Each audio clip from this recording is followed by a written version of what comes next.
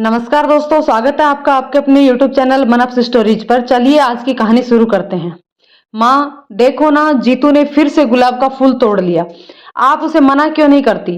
अरे बेटी, वो भगवान को ही तो चढ़ाता है, फिर घर में भी कितनी खुशबू बनी रहती है।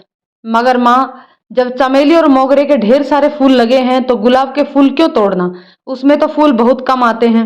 वैसे भी मुझे सारे फूल पौधों पर ही लगे अच्छे लगते हैं। कितने दिनों से खिले खिले रहते हैं, मगर तोड़ते ही एक दिन में ही मुरझा जाते हैं और उन्हें कूड़े में फेंक दिया जाता है। यह तो उन्हें समय से पहले ही मृत्युदंड देना जैसा ही हुआ ना। भगवान तो अगरबत्ती से भी राजी हो जाते हैं। भला अपनी ही रचना का यह अंत देखकर कैसे प्रसन्न होंगे? इतना मोह मत रखो बेटी। अब तुम कुछ ही दिनों में ससुराल चली जाओगी तो इनकी देखरेख कौन करेगा? अब अपने घर जाकर ही बगिया सजाना। अच्छा, तो यह घर अभी से मेरे लिए पराया हो गया? नहीं बेटी, मगर तुम इतनी मेहनत करती हो तो सोचती हूँ तुम्हारे जाने के बाद यह सब कौन संभालेगा। न जाने कैसी लड़की इस घर में बहू बनकर आए। ससुराल और अपने घर की कल्पनाओं से जयती के चेहरे पर मुस्कुराहट आ गई। माँ सच ही तो कहती है, विवाह में अब दिन ही कितने रह गए हैं। और वो भविष्य के सुनहरे सपनों में खो गई।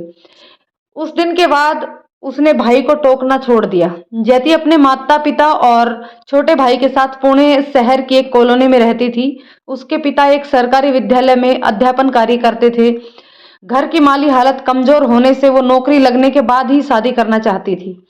अब तो नौकरी करते हुए भी 3 से 4 साल हो गए थे।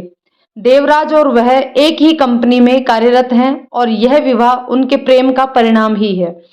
अब तो विवाह के बाद ही अपने घर को खुशबू से सजाएगी। सोचते सोचते उसके होठों पर स्वतः ही सहज मुस्कुराहट उभर आई। कुछ ही समय बाद विवाह हो गया और जयती ससुराल यानी कि अपने घर आ गई। देवराज का घर उसी का तो हुआ। 2 बेडरूम हॉल किचन वाले फ्लैट में सास ससुर के अलावा कॉलेज में पढ़ने वाली 2 नंदे थी। छोटी बीए प्रथम और बड़ी अंतिम वर्ष की छात्रा थी। घर की आर्थिक स्थिति कैसी भी हो, मगर आजकल बेटियां दहेज रूपी दानव से निपटने के लिए शिक्षा पूर्ण होने पर नौकरी करके आत्मनिर्भर होकर ही शादी करना पसंद करती हैं। और माँ बाप का भी उन्हें संपूर्ण सहयोग होता है और प्रोत्साहन भी मिलता है। जयती को ससुराल में सब बहुत प्यार और सम्मान के साथ रखते थे।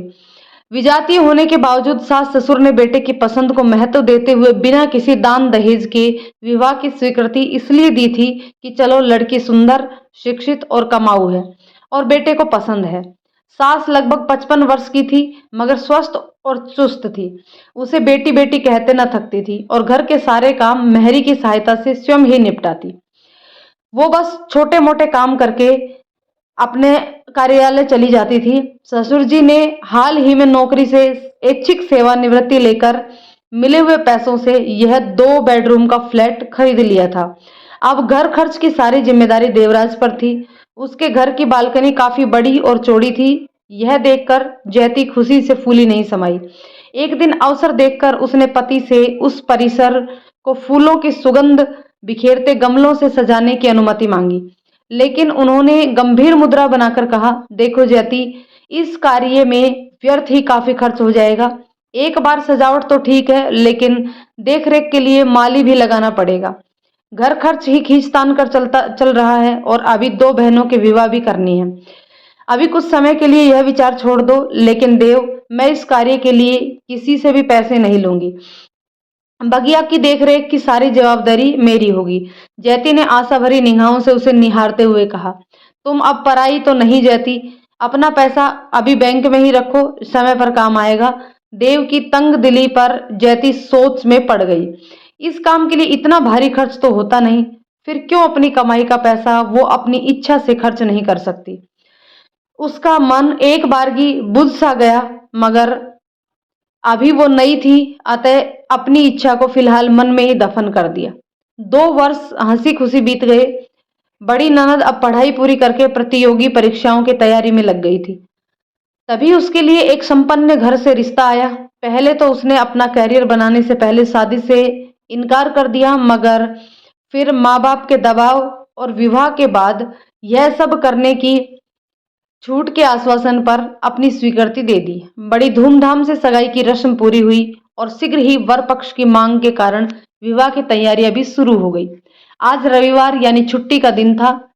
सबकी दिनचर्या भी छुट्टी के दिन देर से ही शुरू होती है, मगर प्रकृति प्रेमी जयती इस दिन जल्दी उठकर नीचे सोसाइटी के ही भ्रमण पथ पर सैर के लिए निकल जाती है। सुनहरी सुबह, खिली हुई धूप, सुगंधित शीतल हवा, इठलाते लहराते पेड़ पौधे, फूल, कलियां, भरमर, तितलियां उसका मुस्कुराकर स्वागत करते हैं। घूम फिरकर जैसे ही ऊपर आई, उसे सास ससुर और पति को बैठक में देखकर आश्चर्य हुआ। कुछ शब्द कानों में पड़े तो लगा ननद के विवाह की ही चर्चा चल रही है। सास ने उसे प्यार से चाय नाश्ता तैयार करने के लिए कहा तो वह किचन में चली गई। छुट्टी के दिन वैसे तो शाम को अक्सर वो देव के साथ कभी मूवी देखने तो कभी लंबी सैर पर बाहर चली जाती है, तो रात्रि भोजन भी बाहर हो जाता है और उसे थकान उतारने का समय भी मिल जाता है। आज भी वे बाहर तो गए, मगर देव की गंभीर मुद्रा देखकर जयती परेशान सी हो रही थी। घर आते ही जयती ने कारण पूछा, क्या बात है देव, आज इतने गंभीर क्यों हो? कोई समस्या हो तो मुझे भी बताओ, शायद कुछ सहायता कर सकूं। जयती, तुम तो जानती ही हो कि बहन के विवाह की तैयारियां चल रही हैं। आज सुबह उसी सिलसिले में माँ पिताजी से चर्चा हुई। बड़े घर से रिश्ता जोड़ा है तो विवाह के लिए भी खासी रकम जुटानी होगी। पिताजी ने अपना सारा पैसा इस घर को खरीदने में लगा दिया। अब गृहस्थी मेरी कमाई से किसी तरह चल रही है। इस समय हमें तुमसे आर्थिक सहयोग की अपेक्षा है। मगर देव, मैं क्या सहायता कर सकती हूँ भला? तुम तो जानते ही हो कि खाते की सारी रकम जो विवाह के लिए जोड़ी थी, मैं हनीमून के समय तुम्हें सौंप चुकी हूँ। जैती, तुम अपनी नौकरी के आधार पर बैंक से लोन ले सकती हो। अगर मैं लोन लूंगा तो किस्तें चुकाने के लिए घर के खर्चों में कटौती करनी पड़ेगी, जो संभव नहीं है। यह तुम क्या कह रहे हो देव? मैं नौकरी आत्मनिर्भरता के लिए करती हूँ। लोन लेने के बाद तो लंबे समय तक किस्तें चुकानी पड़ेंगी। फिर जब हमारा परिवार बढ़ेगा तो मैं नौकरी छोड़ भी सकती हूँ। मैं यह रिस्क नहीं ले सकती।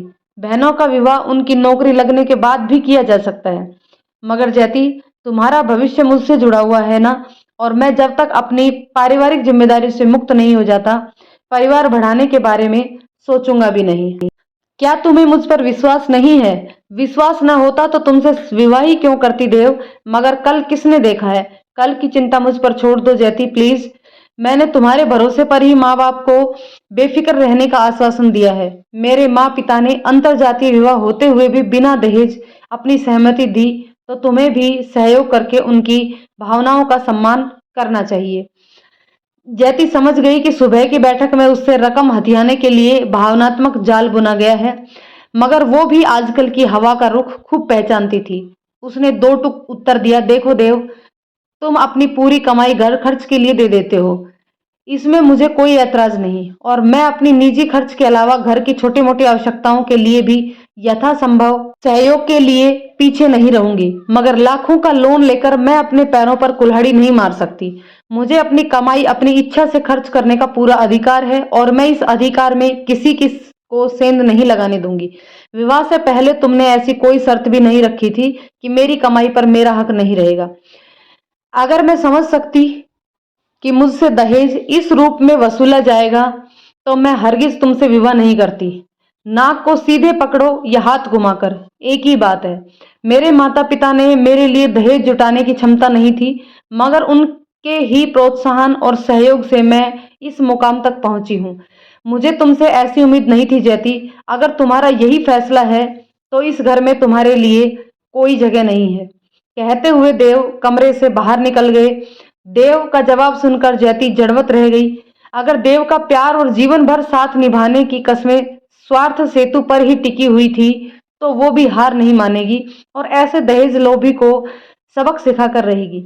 यह सोचकर उसने हिम्मत से काम लेते हुए तुरंत टैक्सी के लिए फोन करके अपने गहने कपड़े समेट लिए और घर छोड़कर निकल पड़ी। सास ससुर उसे जाते हुए देखते रहे, मगर उसे रोकने का प्रयास किसी ने भी नहीं किया। शायद वे सारा मामला भाप गए थे। आखिर यह सब उनकी मिली भगत का ही तो परिणाम था। जयती को सामान के साथ टैक्सी में अकेले उतरते देखकर माँ पिताजी एक दूसरे को सावलिया नजरों से देखने लगे। जयती ने अंदर आकर सबको प्रणाम किया। सब एक साथ बैठक में आ गए। माँ पिताजी के पूछने पर उसने भरे गले से सारी दास्तान कहकर सुनाई। उन्होंने उसे तुरंत सांत्वना देते हुए कहा, बेटी दुख न करो, हम तुम्हारे साथ हैं, यह घर तुम्हारा भी है। मगर जयती समझती थी कि बेटियों का कोई घर नहीं होता, चाहे इस बात को माता पिता की मजबूरी में ही कहना पड़ता होगा। यह घर उनके लिए पराया है, क्योंकि उन्हें पति के घर जाना होता है और पति का घर, वो भी सारे त्याग तपस्या के बावजूद, उनका नहीं हो सकता। जब चाहे उन्हें प्रताड़ित और अपमानित करके बाहर कर दिया जाता है। इन 2 वर्षों में भाई का विवाह भी हो चुका था। वो भाई के विवाह में सिर्फ 4 दिन के लिए देवराज के साथ आई थी और उसके बाद पहली बार ही मायके आई थी। भाभी सुंदर और नम्र व्यवहार वाली थी। जयती अपने पुराने दिनों को ढूंढती हुई घर के कोने कोने को अपनी व्यथा सुनाने लगी। आंगन में उसके पसीने से पाली पोसी बगिया का कहीं नामो निशान तक नहीं था, जबकि पिछली बार सब कुछ यथावत था। जयती को दुख तो हुआ, मगर उसने लापरवाही से सिर झटक दिया। जब यह घर उसका है ही नहीं तो कैसा संताप। उसका कमरा अब भाई भाभी का था। अब उसे रहने के लिए हॉल में नियत स्थान रहने सोने को दे दिया गया। उसने नियति को स्वीकार करते हुए मन ही मन सबसे पहले किसी सोसाइटी में अपना घर खरीदने का संकल्प किया। अपना घर, जहां सुनहरी सुबह और सुरमई शाम का एक टुकड़ा सिर्फ उसका होगा। बालकनी में बैठकर वो सुगंध बिखेरते हुए फूल, उगता डूबता सूरज, चमकते सितारे, चांद की चांदनी और रात की रागिनी महसूस कर सकेगी। अगले ही दिन जयती ने अपने कार्यालय में फोन करके अपरिहार्य कारण होने के बात बताकर कुछ दिन की छुट्टी के साथ ही उसी कंपनी की शहर की किसी अन्य शाखा में स्थानांतरण के लिए आवेदन भेज दिया। यह सब इतना आसान नहीं था, मगर काफी जद्दोजहद और औपचारिकताओं के बाद उसे अपने मौजूदा कार्यालय से कुछ दूर उसी पद पर स्थानांतरण कर दिया गया। यह स्थान उसके माता पिता के घर से काफी दूर होने के कारण उसने इसी इलाके की एक सोसाइटी में किराए का फ्लैट लेकर रहना शुरू कर दिया। कार्यालय जाना शुरू करते ही वो आसपास ही एक निर्माणाधीन सोसाइटी में अपना फ्लैट बुक करने के लिए बैंक से लोन लेने की कवायद में जुट गई और अच्छी नौकरी के आधार पर उसका लोन शीघ्र ही स्वीकृत भी हो गया और उसने एक बेडरूम, हॉल, किचन वाला एक फ्लैट बुक करने के बाद ही चैन की सांस ली। लगभग 2 वर्षों में फ्लैट पूरा हो गया और कुछ समय साज सज्जा में गुजर गया। अकेली यह सब करते करते जयती शारीरिक और मानसिक रूप से थक चुकी थी, मगर संतुष्ट थी कि उसका अपने घर का एक संकल्प पूरा हो चुका है। गृह प्रवेश की तिथि निर्धारित करके इस शुभ अवसर पर उसने अपने परिजनों और नए कार्यालय के कुछ सहकर्मियों और अधिकारियों के अलावा स्थानीय फेसबुक मित्रों को आमंत्रित करने का मन बनाया। अपना फेसबुक खाता वो विवाह के बाद ही निष्क्रिय कर चुकी थी, अतः उसे फिर से सक्रिय करके उसने अपने विशेष मित्रों की सूची बनानी शुरू की। इस प्रक्रिया में उसे अपने कॉलेज में साथ पढ़ने वाली प्रिय सखी विभा रानी, जो उससे 6 महीने पहले ही विवाह करके पति के साथ अमेरिका चली गई थी, ऑनलाइन दिखाई दी। जयती ने तुरंत उसे मैसेज भेजा तो तत्काल उत्तर भी आ गया। हाय हेलो के साथ ही चैट पर बातें शुरू हो गई। रानी, काफी लंबे अरसे से हमारी बातचीत नहीं हुई। बताओ सखी, कैसे गुजर रही है अमेरिका में? पतिदेव कैसे हैं और बाल बच्चे? जयती ने एक साथ प्रश्न दागते हुए पूछा। जयती, मेरा विनय से तलाक हो चुका है और मैं 15 दिन पहले ही भारत वापस आ गई हूँ। मुझे वहां की सभ्यता और संस्कृति बिल्कुल रास नहीं आई। विनय को दूसरी औरतों के साथ खुलेआम घूमना फिरना मुझे चैन से जीने नहीं दे रहा था। अभी तक कोई बच्चा भी नहीं हुआ था, अतः काफी मानसिक यंत्रणा झेलने के बाद यह निर्णय लेना पड़ा। मैं इस समय पुणे में ही माता पिता के साथ हूँ। जयती, ओहो, सुनकर बहुत दुख हुआ। अब क्या करने का इरादा है? कुछ दिन पहले पुणे के ही एक फेसबुक मित्र ने मेरी व्यथा कथा सुनकर मेरे साथ विवाह की इच्छा प्रकट की है और साथ ही अपनी कंपनी के एक रिक्त पद पर नियुक्ति दिलवाने का वादा भी किया है। उसकी पत्नी अमीर घराने से थी।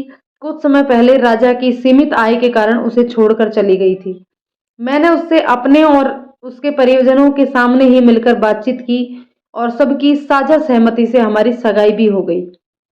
15 दिन बाद हमारी शादी भी होने वाली है। तुम तो ऐसे गुम हुई कि फिर ढूंढे नहीं मिली। फोन से भी संपर्क नहीं हो पाया। वो क्या है रानी कि विवाह के बाद कुछ समय निजी जिंदगी जीने की इच्छा से मैंने अपना मोबाइल नंबर बदलने के अलावा फेसबुक खाते भी निष्क्रिय कर दिया था, पर अब फिर वापस आ गई हूं अपने मित्रों के बीच। तो क्या अब निजी जिंदगी से उब गई हो?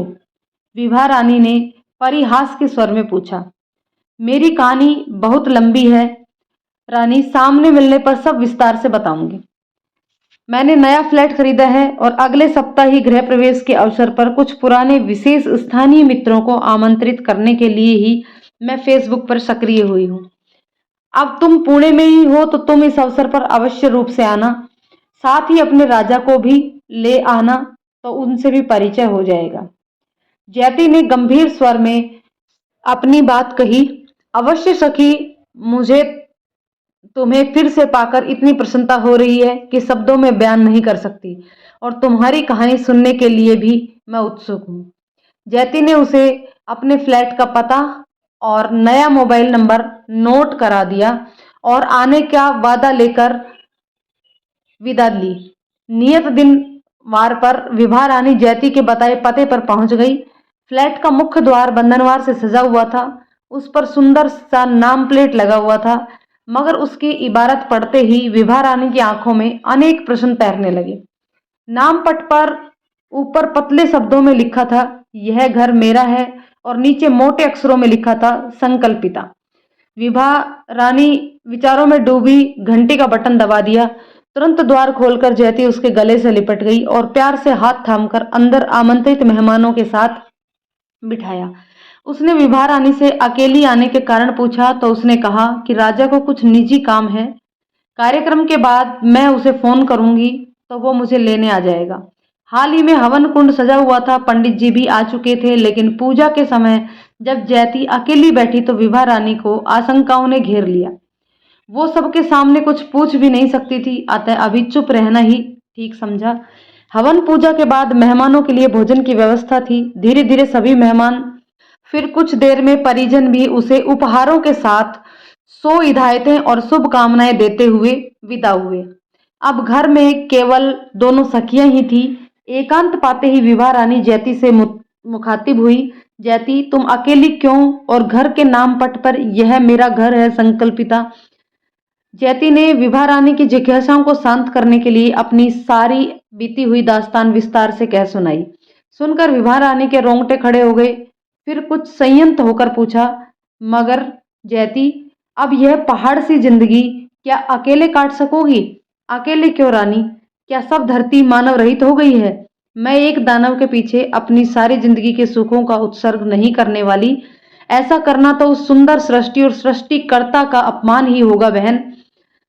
मगर मेरा साथी एक संवेदनशील इंसान होगा। मेरी जंग मानवों में छुपी उस दानवी प्रवृत्ति से है। आज जब बेटियों को आत्मनिर्भर होने और दहेज के दानवों से बचाने के लिए उनके माता पिता उसे बेटों के समान सुविधाएं देकर पढ़ाते लिखाते हैं, तो इसलिए नहीं कि उनकी अर्जित कमाई पर भी भावनात्मक रूप से विवश करके डाका डाला जाए। यानी वही दहेज का दानव अपना रूप बदलकर बेटियों को निगलने के लिए जबड़े खोलकर बैठा है। और रानी, मैं ऐसा हरगिज होने नहीं दूंगी। जो पुरुष नारी का सम्मान करना नहीं जानते, उन्हें चुन चुनकर सजा देने के लिए मैं हर जन्म में बेटी बनकर आना चाहूंगी। मेरा घर बनाने का संकल्प पूर्ण हो चुका है। अब अगला संकल्प उस धन लोलुप नर पशु का चेहरा सार्वजनिक करने का है। इसी कारण नाम पट पर संकल्पिता लिखवाया है। अब फुर्सत मिलते ही फेसबुक पर अपने स्टेटस में सार्वजनिक रूप से उसकी असलियत का चिट्ठा खोलकर रख दूंगी और सभी बहन बेटियों से आह्वान करूंगी कि ऐसे दुष्टों को पहचाने और अपने अपने कार्य क्षेत्रों में उन्हें एकजुट होकर धिक्कृत करे, ताकि फिर कभी वे किसी नारी का किसी भी रूप में शोषण अथवा अपमान करने की हिम्मत ना कर सके। देखती हूँ कि मेरे इस अभियान में कौन कौन मेरा साथ देता है। मैं तुम्हारी हिम्मत की दाद देती हूँ सखी, मैं सदैव तुम्हारे साथ हूँ। विभा रानी ने कह तो दिया, मगर सोच में डूब गई कि क्या उसके साथ भी ऐसा हो सकता है। राजा ने उसे अपने ही कार्यालय में एक खाली पद पर नौकरी दिलवाने का वादा किया है। कहीं यह भी उसी दहेज वसूली का हिस्सा तो नहीं? वो आज ही राजा से स्पष्ट बात करेगी ताकि आगे मन मुटाव ना हो। तभी उसके फोन की घंटी बजी और राजा का नाम देखकर उसके चेहरे पर मुस्कान आ गई। राजा उसे लेने आ गया था और बिल्डिंग के बाहर उसका इंतजार कर रहा था। विभा रानी ने जैती से कहा वो नीचे से राजा को लेकर आ रही है। उसके जाते ही जैती किचन में नाश्ते की व्यवस्था करने चली गई।